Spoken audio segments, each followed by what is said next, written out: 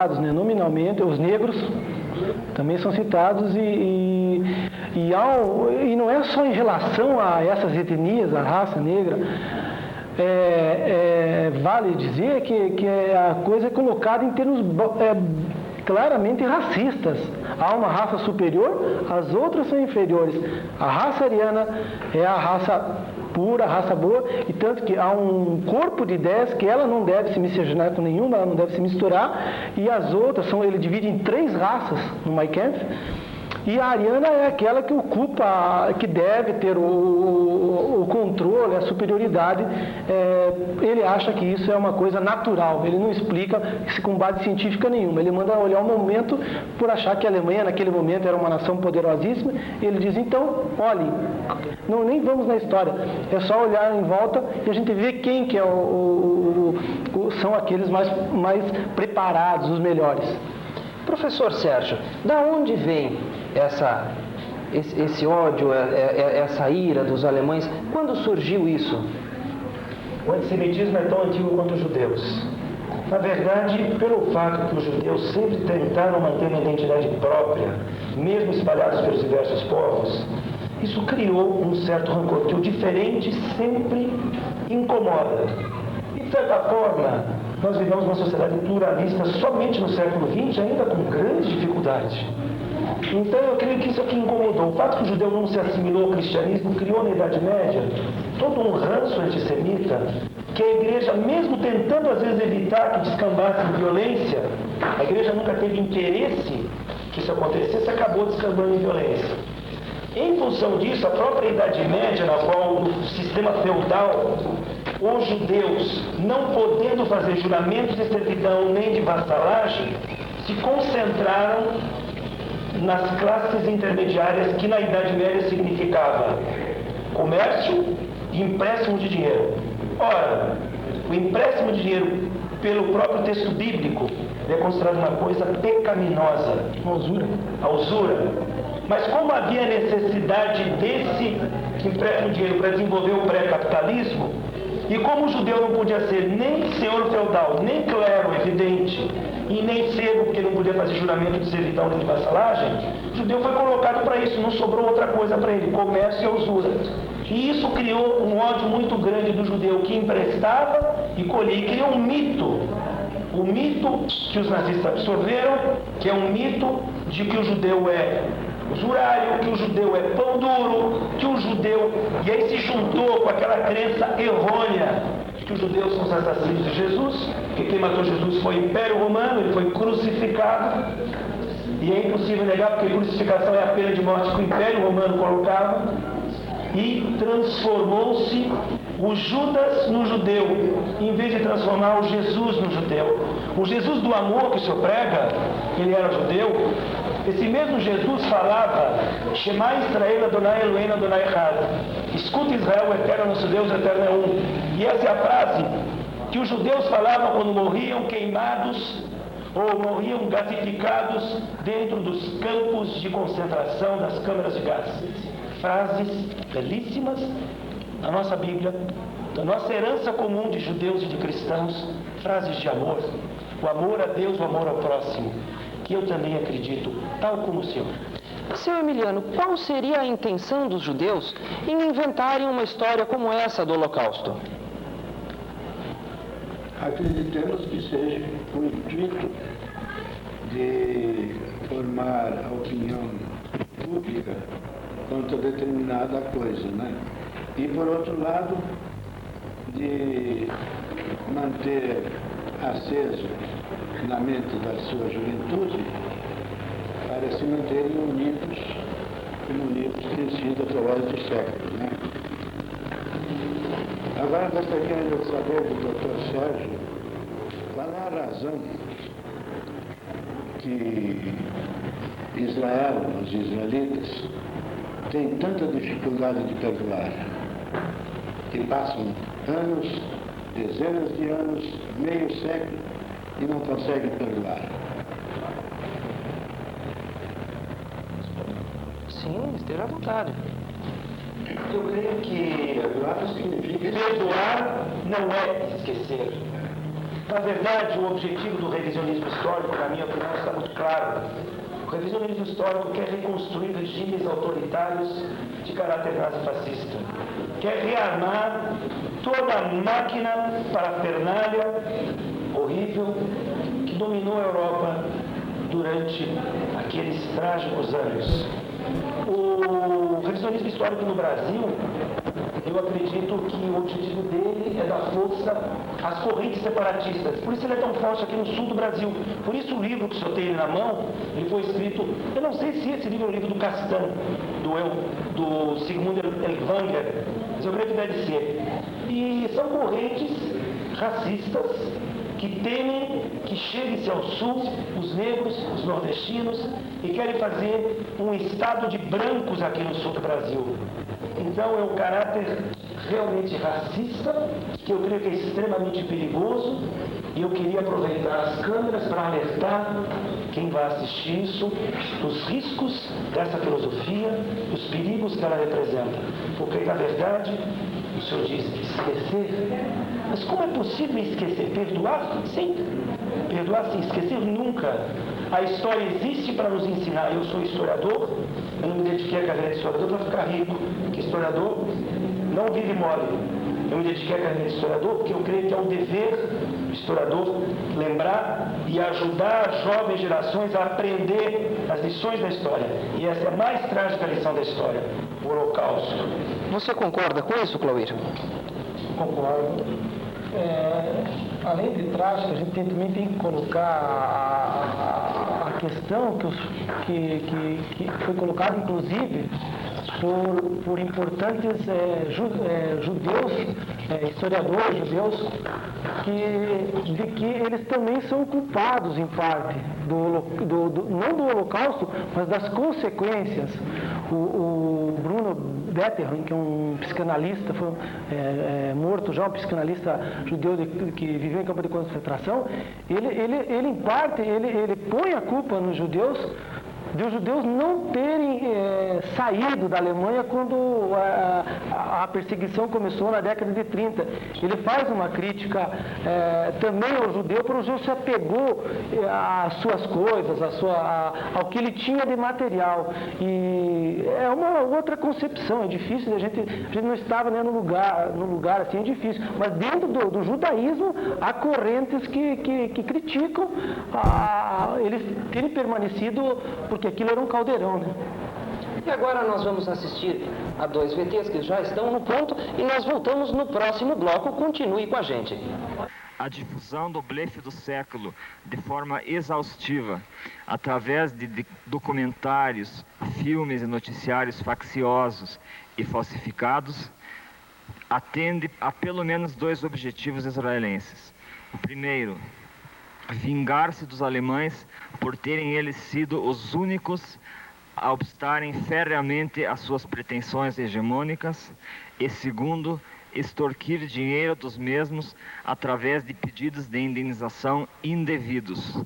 Não tenho dúvida quanto à morte de 6 milhões de judeus durante a Segunda Guerra Mundial, como eu não tenho dúvida da morte de outros milhões de inimigos do regime nazista durante essa mesma guerra.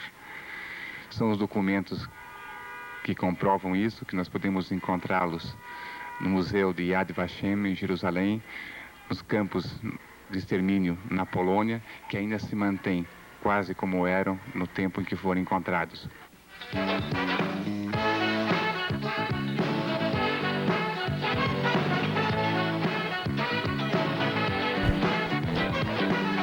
O ataque dos terríveis bichinhos que comem casas.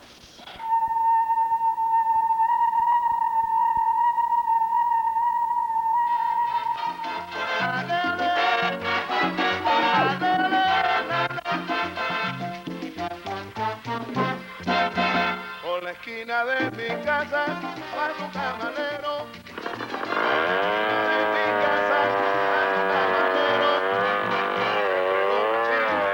Ahí te pregunté, que pregona así, que pregunté. Traigo rico camarito, con picante y sin picante.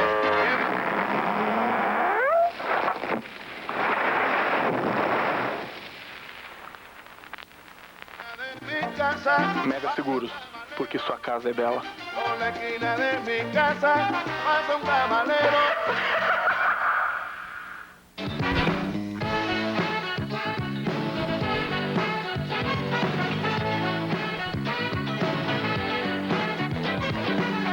Estamos de volta com o programa Bate-Boca dessa semana, discutindo sobre o Holocausto. E nós temos agora a grata presença aqui em nossos estúdios do Frei Eduardo Quirino de Oliveira.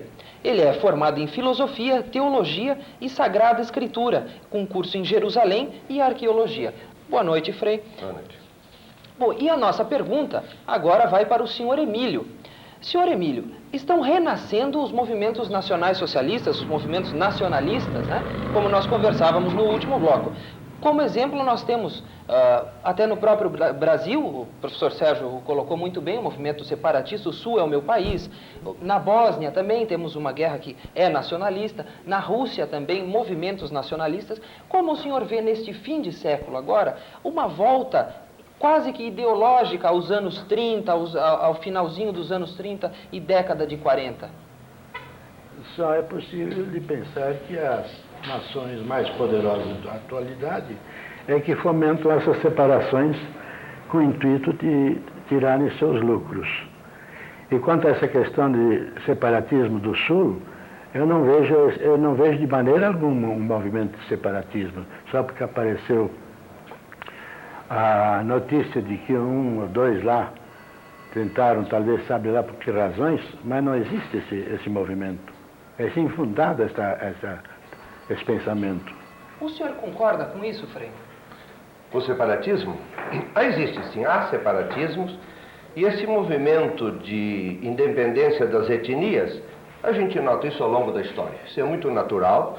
Cada povo que tem sua cultura, tem suas origens e suas raízes, eles querem ser independentes, querem ser livres. É claro que, como disse o nosso amigo, é possível que as grandes potências se sirvam disso para testar armas, para vender armas, etc. Mas o separatismo, isso existe desde 2000 anos. Eu fiz questão, por exemplo, para entender a história do Oriente Médio, eu li o que eu pude de 1850 a.C., começando com o Código de Hammurabi, até 1967 da era cristã, tudo que foi escrito a respeito da situação da Palestina, por exemplo. Esses movimentos separatistas existem, e muitas vezes a religião é o elemento aglutinador que serve para dar uma identidade, mas existe sim. Esse, por exemplo, no caso da Bósnia, é claro, a Iugoslávia era um país artificial, como a União Soviética era também uma união artificial, não é? A gente vê, por exemplo, na Itália, o italiano do norte não suporta o do sul. Está escrito lá em Turim, não se aluga casa para a gente do sul, por exemplo, né? Não se afita no Meridionale, não é? Dentro da própria Itália. Em Bolzano, a região do Trentino Alto Adige, os italianos, por exemplo, são discriminados, está entendendo? Eles não podem ter, nem comprar casa atualmente, não pode mais na região, não é? E é dentro da própria Itália. Bom, aqui a discriminação é diferente, né? Quer dizer, se faz nordestino, negro, separatismo, existe sim, existe.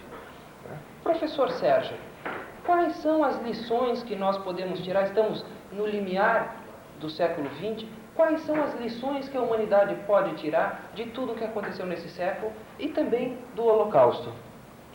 O separatismo existe, como o Frei falou corretamente, mas ele é muito mais um movimento que deve ser um movimento mais pacífico, apesar de, claro, que a União nunca vai querer dividir, é evidente, mas eu acho que é muito mais o direito das minorias, o direito das determinadas etnias, para não falar nacionalidades, eu acho que fica melhor etnias, e o direito deles de poder ser cultura própria, de poder desenvolver suas tradições, seus costumes.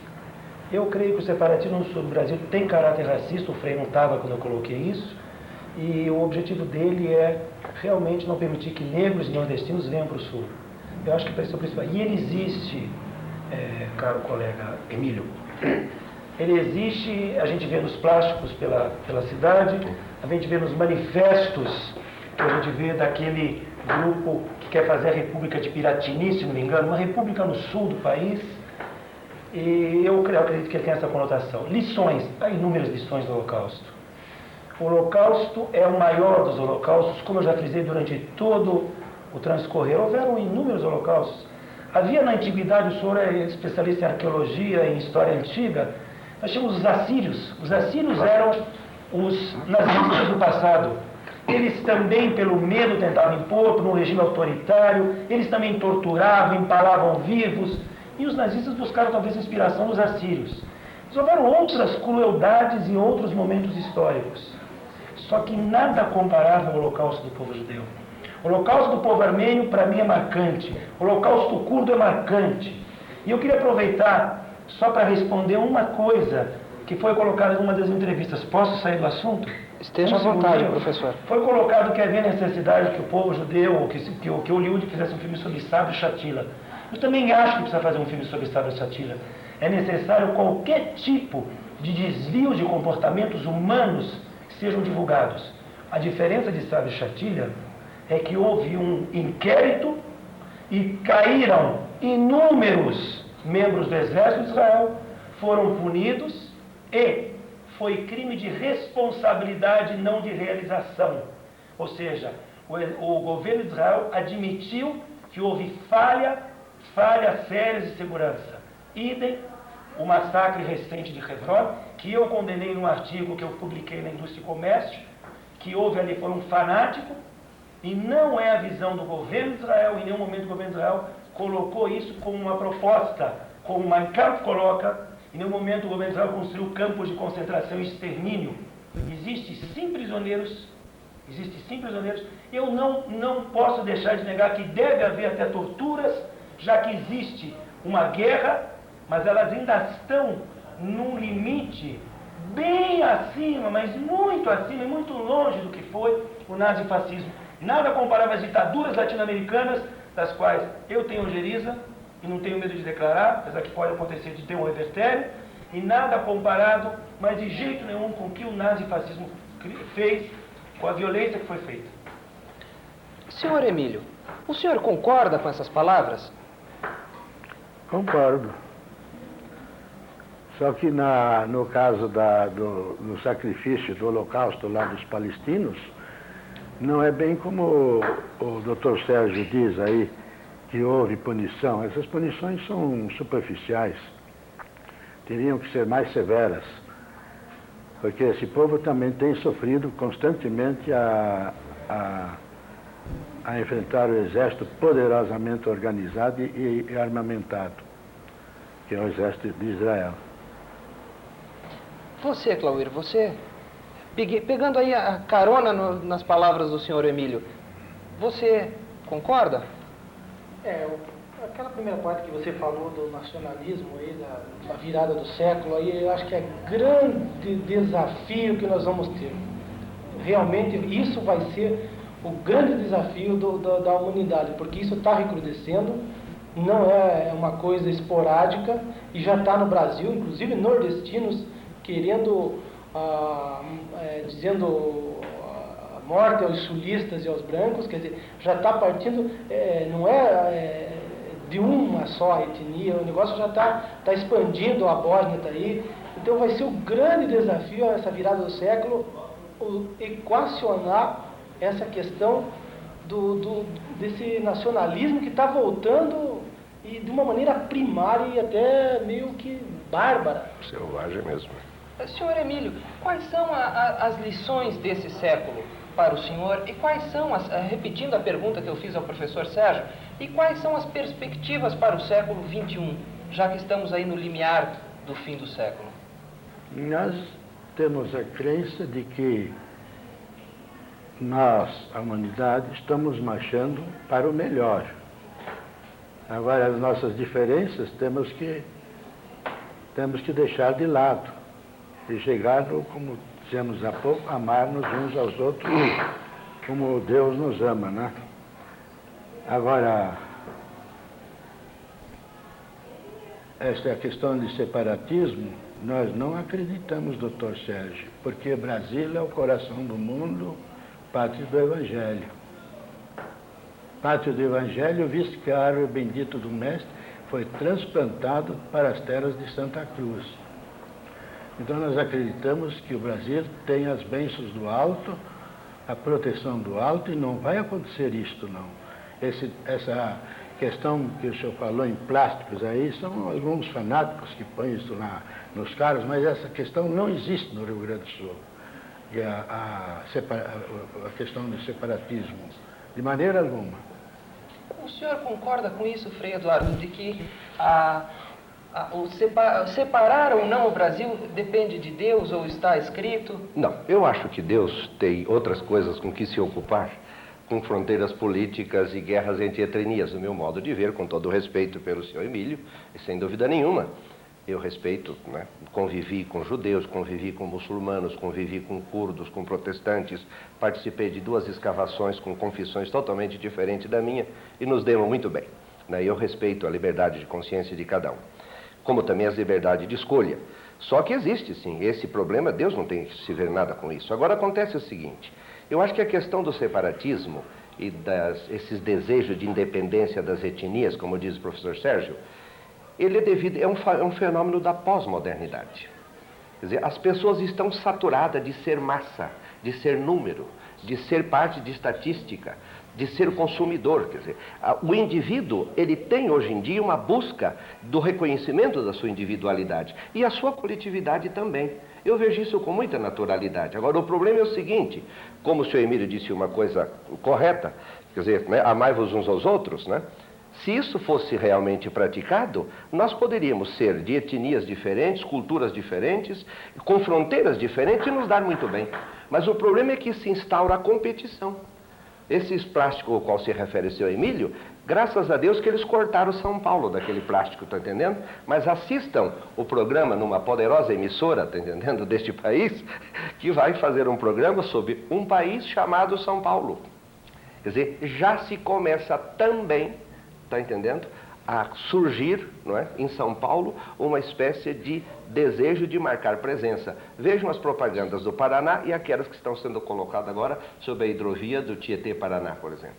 Quer dizer, é a luta pelo poder, é a vontade de ser mais poderoso e de querer ser alguém.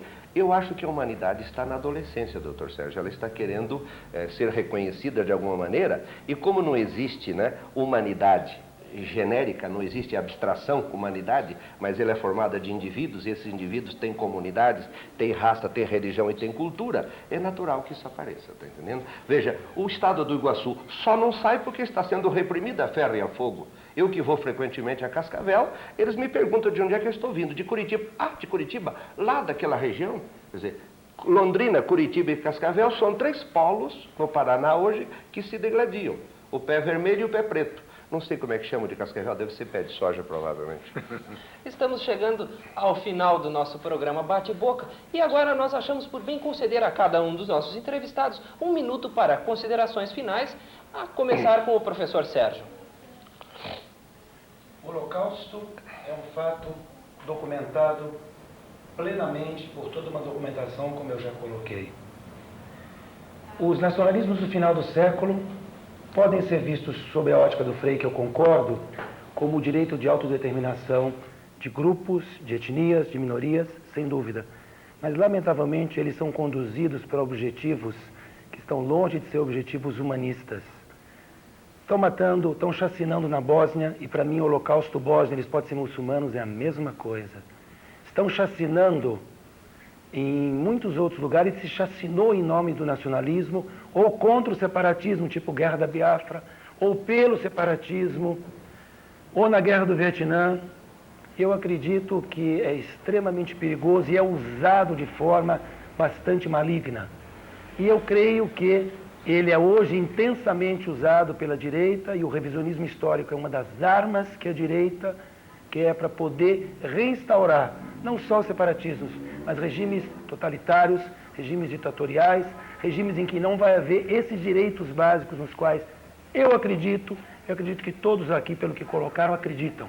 Os direitos básicos, os direitos humanos básicos. Senhor Emílio, quais seriam as suas considerações finais? Nós achamos que esse filme que estão projetando aí, o Holocausto, não devia ser projetado porque está criando o ódio do brasileiro contra os alemães não nazistas, porque nazistas talvez ainda existem alguns, né? Mas essa é uma questão que joga o ódio da criatura contra aquela raça. Eu acho isso infundado, não tem razão de ser. Frei Eduardo? Bem, o Holocausto houve sem dúvida nenhuma.